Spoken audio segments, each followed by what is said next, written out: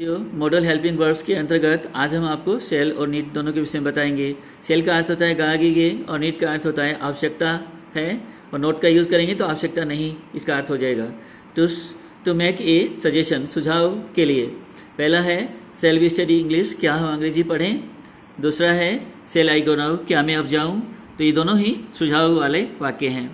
To show obligation in very formal situation, बहुत ही औपचारिक स्थिति में बाध्यता प्रदर्शित करने के लिए, बाध्यता दिखाने के लिए। तीसरा वाक्य है you shell obey the rules, आप नियमों का पालन करेंगे। इसमें क्या है, बाध्यता है, कर्तव्य दिखलाई गई है। चौथा वाक्य है outsiders shell not enter the camp, अब इस वाक्य में मना किया गया है कि बाहर वाले कैंप के अंदर नहीं आएंगे, इसमें मना किया गया है। अगला वाक्य है ये भी बाध्यता है। अगला वाक्य पांचवा है there shall be no food and drink on the premises, परिसर में कोई भोजन या पेय नहीं किया जाएगा। आगे वाले हिस्सों में चलते हैं। To express rules and regulations, trades and administrative rules and constitutional law. व्यापार कानून, व्यापार, दोबारा सुन लीजिए, नियम और विनियम, व्यापार और प्रशासनिक कानून और संवैधानिक नियमों को प्रकट करने के लिए। छठा सेंटेंस है the PM of India shall be elected only for 5 years, Bharat के प्रधानमंत्री को केवल 5 साल के लिए ही चुना जाता है। तो ये संवैधानिक कार्य है, इसलिए इसमें सेल का यूज़ किया गया है, विद्यार्थियों ध्यान रहे।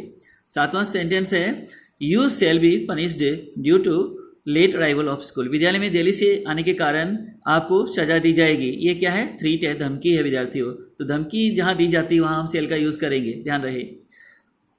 अगला वाक्य आठवां है you need not go out during lockdown, lockdown के चलते आपको बाहर जाने की जरूरत नहीं है। तो इसमें मना ही किया गया है, रोका गया है, आवश्यकता नहीं। नीड नॉट का यूज हुआ है, ध्यान रहे। अकेला नीड, सब्जेक्ट के बाद में नीड का अगर आप प्रयोग करते हैं अकेला नीड का, तो ये वर्ब बन जाता है, और नीड के बाद में नॉट लगा करके फिर आप वर्ब का यूज करते हैं, फर्स्ट फॉर्म का यूज करते हैं, तो ये मॉडल का हेल्पिंग वर्ब बन जाता है, ध्यान रहे। तो हम मॉडल हेल्पिंग वर्ब का ही यूज कर रहे हैं, तो नीड नॉट हुआ। नौवां सेंटेंस है इट इज़ संडे टुडे, आज रविवार का दिन है। आज रविवार का दिन है, you need not go to the bank, आपको बैंक जाने की जरूरत नहीं है। तो सिचुएशन इसमें बताई गई है कि आज का दिन है वो रविवार का दिन है, और फिर रविवार का दिन है तो आप जानते हैं कि बैंक का जो बैंकें हैं वो बंद रहते हैं। तो ऐसे में कहा गया है कि आपको बैंक जाने की आवश्यकता नहीं है।